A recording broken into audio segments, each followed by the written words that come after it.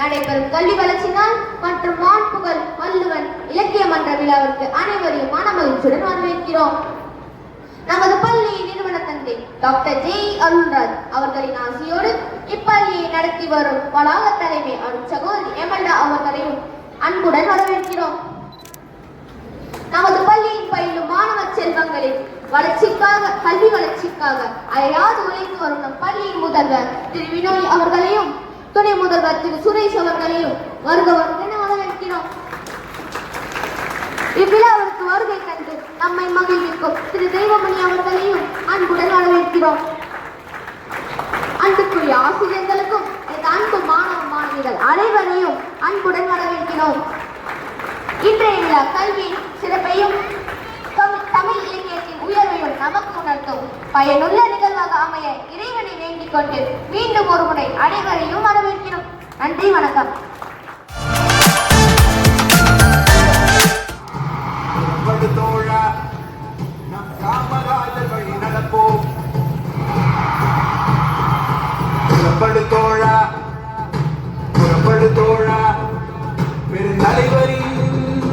பாதம் பணிவோம்.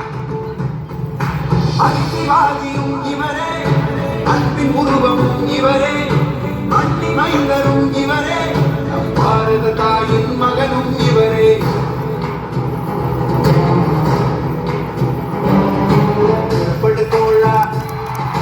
புறப்படுத்தோழா, நம் காமராஜர் வழி நடப்போம். புறப்படுத்தோழா, புறப்படுத்தோழா, பெரு தலைவரின் பாதம் பணிவோம்.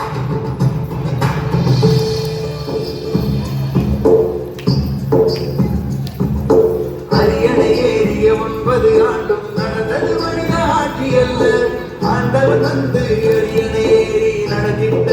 ஆட்சியாகும். அரியணை ஏறிய 9 ஆண்டும் நடந்தது மனித ஆட்சி அல்ல, ஆண்டவர் வந்து அரியணை ஏறி நடத்திட்ட ஆட்சியாகும்.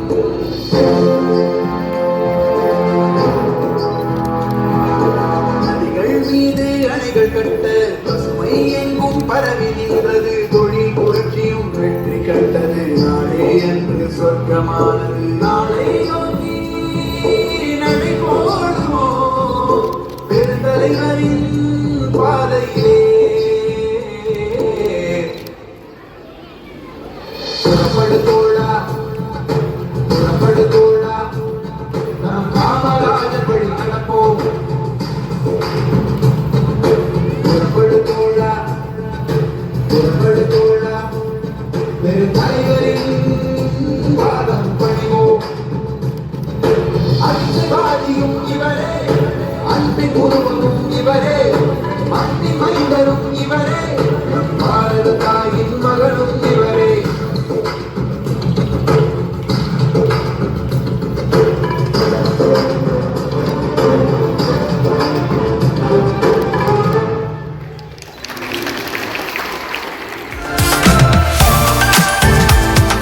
எனக்கு இன்பம் தரும்படி வாய்த்தனலாமோது.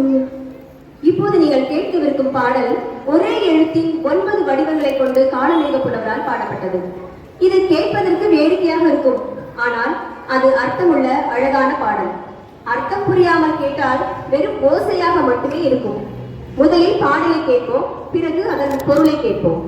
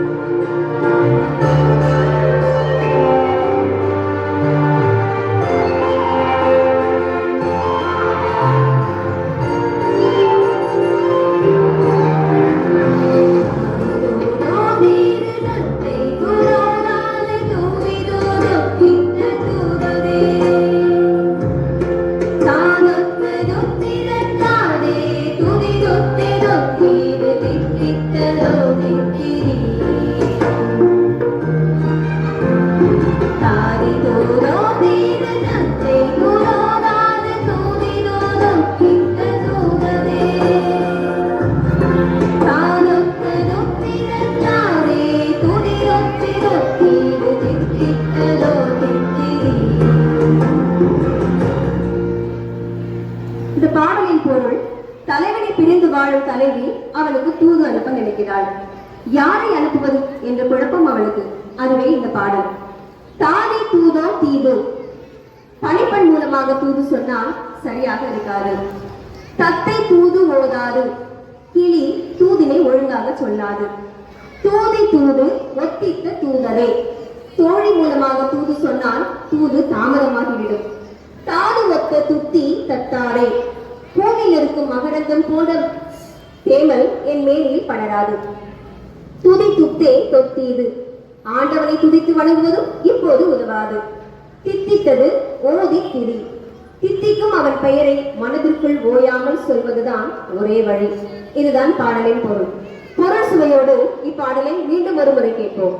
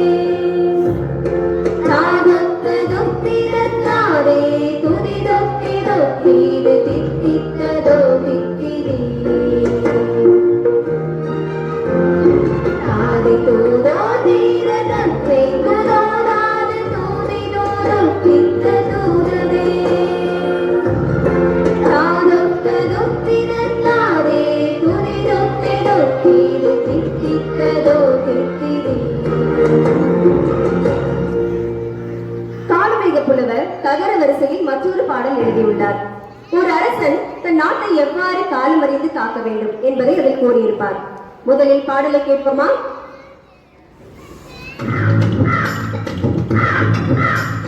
காக்கை காக்கா கூகை கூகை காக்கா காக்கை காக்கைக்கு கொக்கோக்க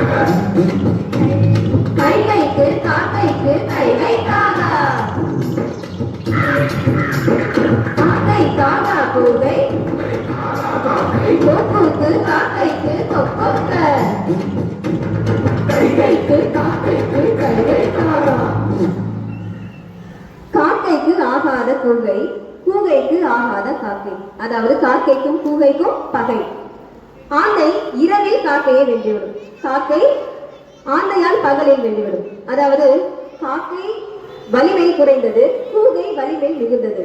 ஆனால் பகல் நேரத்தில் கூகைக்கு கண் தெரியாது. ஆகவே காக்கை நேரம் அறிந்து கூகையை பகலில் வென்றுவிடும்.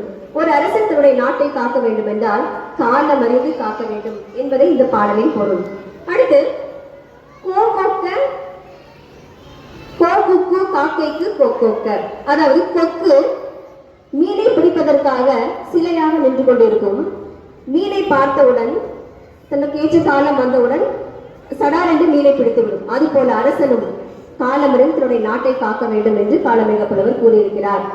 திருக்குறளும் இதே போல பகல் வெல்லும் கூகையை காக்கை இகல் வெல்லும் வேந்தற்கு வேண்டும் பொழுது என்று திருவள்ளுவர் கூறுகிறார். அதே போல கொக்கொக்க கூம்ப பருவத்து மற்றது குத்தொக்க சீர்த்த இடத்து. இப்பொழுது இதே பாடலுடைய பொருளை தெரிந்து கொண்டு மறுபடியும் ஒருமுறை பாடலை கேட்போம்.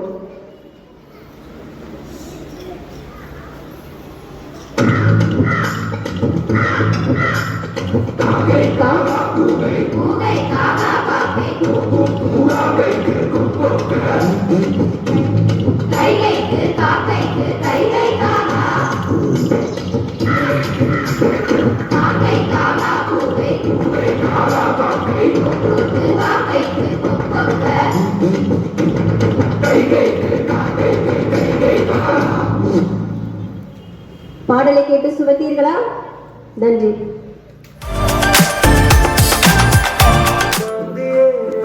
கல்வி தந்தையே அன்பு பெண்களே கருணை வள்ளலை அஞ்சா சிங்கமே மங்கா தங்கமே எளிய குணத்தரே தூய்மை மனத்தரே துணிவிமயமே பணிவு சிகரமே படிக்காத மேதையே நேர்மை பாதையே மக்கள் தலைவரே நல்லொழுக்க சீரரே ஆட்சியில் தூயவரே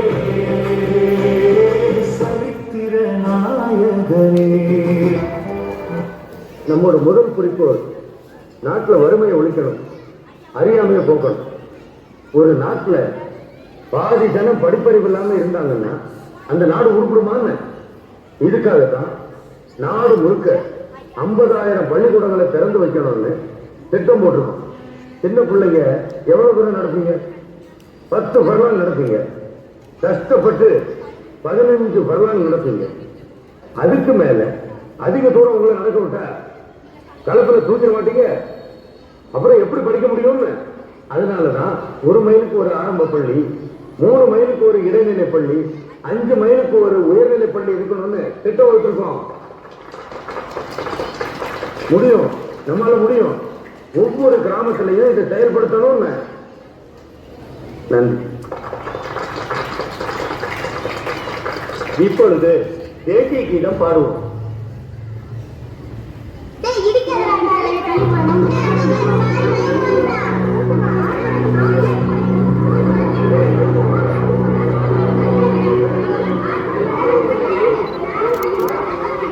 புள்ளைய தூக்குன்னு என்ன என்னாச்சு? காலையில என்ன சாப்பிட்ட? மந்திரி வராது, கூட்டத்தை கூட்டணும்னு பிள்ளைங்களை சாப்பிட விடாம இழுத்துட்டு வந்துட்டியா? ஏப்பா சாப்பிடல? சாப்பிட எதுவும் இல்லை.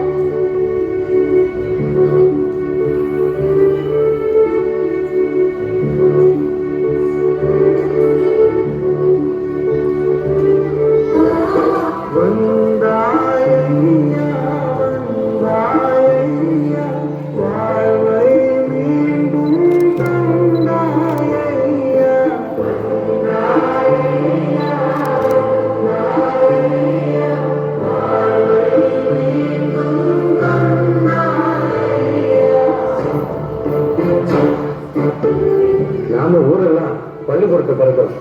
ஆனா படிக்கிறதுக்கு தான் பிள்ளைங்க வரும். ஏழை பிள்ளைங்க பசி வேற என்ன செய்வாங்க? கண் உடைக்க மாடு மேய்க்க போயிடுறாங்க. எனக்கு ஒரு யோசனை தோணுச்சு. பள்ளிக்கூடத்துல மத்தியானம் சோறு போட்டா பிள்ளைங்க வரத்து அதிகமாகும். என்ன சொல்றீங்க? ஆமாங்க, திட்டத்தை ரெடி பண்ணுங்க. இப்பவே ஆண்டு வருமானத்துல நானும் ஒரு பகுதியை, அதாவது 10 கோடி ரூபாய கல்விக்காக செலவு பண்றோம்.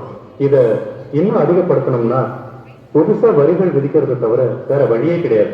புதுசா வரி விதிச்சா ஜனங்களுக்கு அரசு மேல அதிருப்தி ஏற்படும். எப்பவுமே ஓட் பேங்க மனசுல வச்சுக்கிட்டு ஒரு விஷயத்தை பார்க்க கூடாது. மக்களுக்கு நல்லது செய்யணும், நம்ம சந்ததி நல்லா இருக்கணும், அதான் முக்கியம்னு உடனே இந்த திட்டத்தை செயல்படுத்தி ஆகணும். பத்மையோட ஒரு பிள்ளை பள்ளிக்கூடத்துக்கு படிக்கிறதுக்கு வந்தா அந்த பாவம் நம்மளை சும்மா விடமாங்க. பாருங்க, கவர்மெண்டால எவ்வளவு காலம் முடியுமோ அவ்வளவு காலம் பிள்ளைங்களுக்கு சோறு போட்டு படிக்க வைக்கணும். முடியலேங்கிற நிலை வந்தா எங்கிட்ட சொல்லுங்க. இந்த திட்டத்துக்காக நான் ஊர் போய் பிச்சை எடுத்துட்டு வரேன்.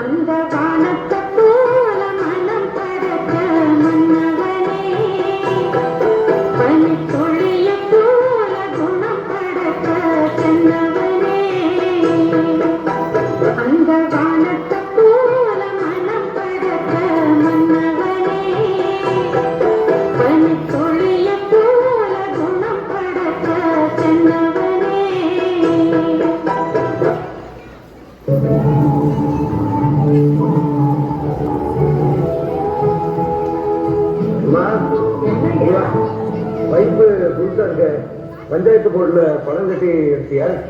இல்லையா, யாரோ 4 ஆபீஸ பண்ணாங்க, பார்த்தாங்க, பைப்பு இல்லைன்னு இதை போட்டுட்டு போனாங்க. வெளியே பஞ்சாயத்து போர்டு ஆபீஸர் நிக்காரு, நான் கூப்பிட்டேன், அவரை வரட்டும். சரிங்க.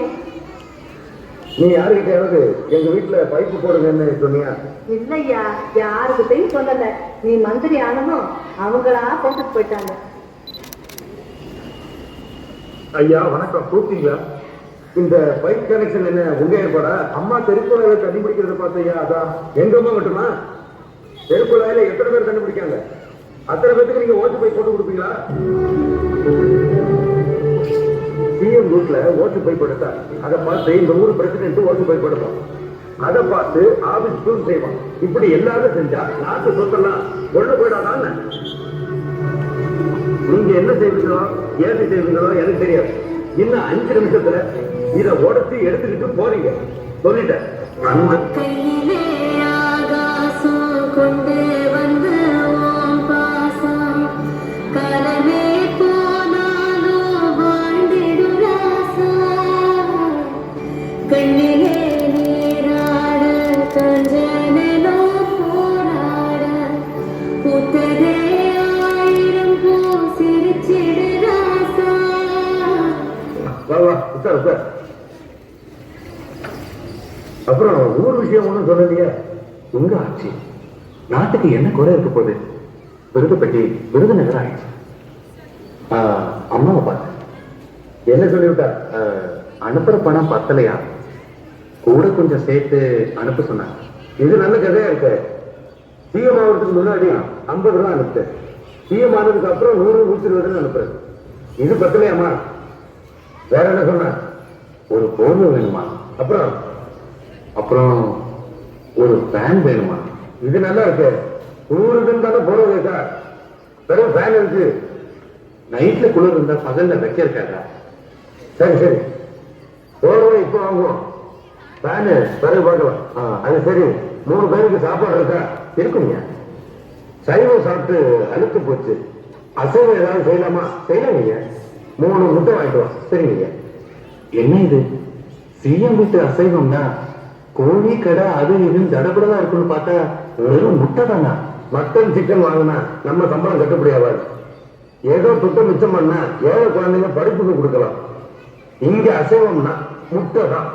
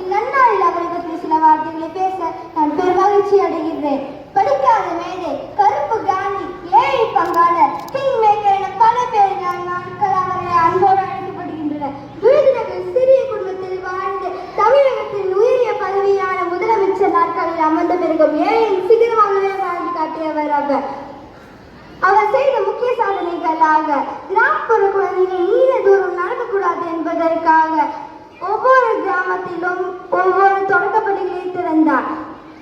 அவர் காலத்தில் 6000 இருந்த தொடக்கப்பள்ளிகள் 27,000 உயர்ந்தது. ஏன் பணக்கார என்ற பாகுபாடு குழந்தைகளுடன் வரக்கூடாது என்பதற்காக இலவச சீருடை திட்டத்தையும் அவரே திறந்தார். இன்று நாம் அனைவரும் பள்ளியில் இருக்கின்றோம் என்றால் அதற்கு அவரே காரணமாகுவார். என்றும் அவரின் புகழ் ஓங்கட்டும். அவரின் வழியில் நாமளும் செல்வோம். நன்றி, வணக்கம்.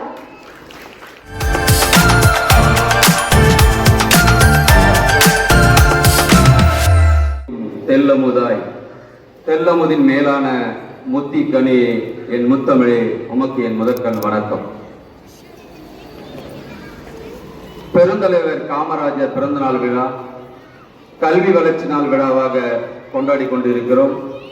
அத்துடன் வான்புகழ் வள்ளுவன் இலக்கிய மன்ற தொடக்க விழாவிற்கு தலைமை ஏற்றிருக்கக்கூடிய இப்பள்ளி வளாகத்தின் தலைவி அம்மையார் எம்எல்ஏ அவர்களே, இப்பள்ளியின் முதல்வர் விண்ணொலி அவர்களே, துணை முதல்வர் சுரேஷ் அவர்களே, இருபால் ஆசிரியர் பெருமக்களே, அன்பிற்கினிய மாணவ செல்வங்களே, வருகை புரிந்து விழாவை சிறப்பித்துக் கொண்டிருக்கக்கூடிய பெற்றோர்களே, உங்கள் அனைவருக்கும் என்னுடைய நெஞ்சார்ந்த நன்றிகளையும் வணக்கத்தையும் தெரிவித்துக் கொள்கிறேன். அன்பு மாணவ செல்வங்களே, விழா என்றாலே அனைவருக்கும் மகிழ்ச்சி. மகிழ்ச்சி தானே? சத்தமா சொல்லுங்க, மகிழ்ச்சி தானே? மகிழ்ச்சி. அப்ப இந்த நேரத்தில் நம்ம 2 விழாக்களை கொண்டாடி கொண்டிருக்கக்கூடிய நிலையில் முதலாவதாக வள்ளுவன் பெயரால இலக்கிய மன்றம் வைத்திருப்பது மிகப்பெரிய பெருமையாக நான் நினைக்கிறேன்.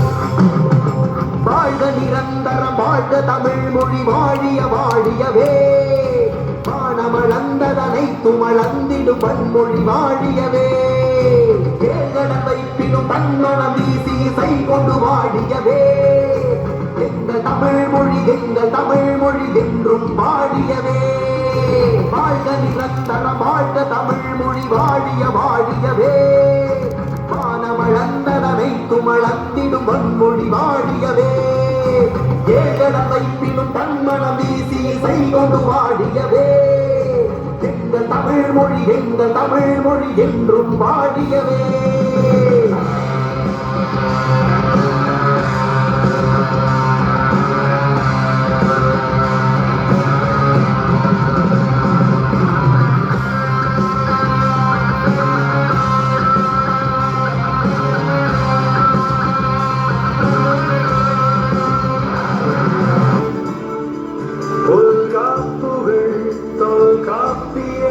ஒப்பற்ற குரல் கூறும் உயர் பண்பாடு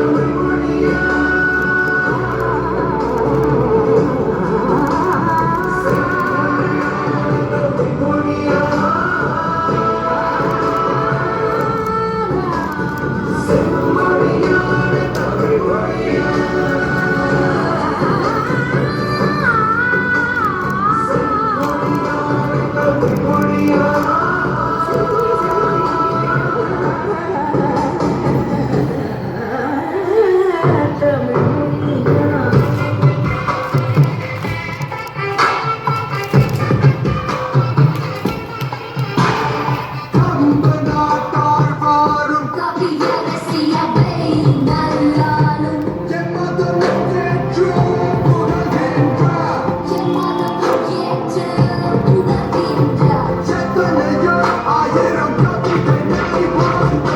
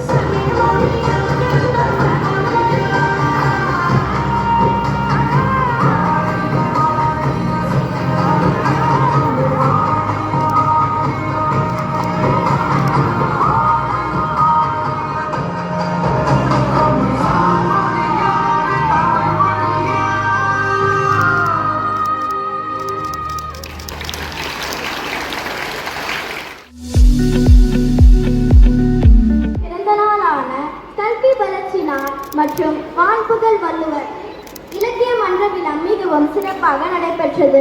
இவ்விழா இனிதே நிறைவு பெற துணை நின்ற எல்லாம் வல்ல இறைவனுக்கு என் நெஞ்சார்ந்த நன்றிகளை தெரிவித்துக் கொள்கிறோம். ஆசிரியர்களையும் மாணவர்களையும் அன்புடன் வழிநடத்தி செல்லும் அருட் சகோதரி எமல்டா அவர்களுக்கும் நன்றியை தெரிவித்துக் கொள்கிறோம். ஆசிரியர்களை வழி நடத்தும் முறையிலும் மாணவர்களின் முன்னேற்றத்தில் அக்கறை காண்பிக்கும் நமது பள்ளியின் முதல்வர் திரு வினோலி அவர்களுக்கும் துணை முதல்வர் திரு சுரேஷ் அவர்களுக்கும் நன்றியை தெரிவித்துக் கொள்கிறோம். இவ்விழாவில் கலந்து கொண்ட தங்களின் சிறப்பான உரைகளால் எங்களுக்கு ஊக்கமும் கல்வியின் முக்கியத்துவத்தையும் எடுத்துரைத்து சிறப்பு விருந்தினரான திரு தெய்வமணி அவர்களுக்கும் எங்களது நன்றியை தெரிவித்துக் கொள்கிறோம். இந்நிகழ்ச்சியை சிறப்பாக அமைக்க பாடுபட்ட அனைத்து ஆசிரியர்களுக்கும் தங்கள் திறமைகளை வெளிப்படுத்தி நிகழ்ச்சியை இனிமையாக்கிய மாணவ மாணவியர்களுக்கும் எங்களது நன்றியை தெரிவித்துக் கொள்கிறோம். நன்றி, வணக்கம்.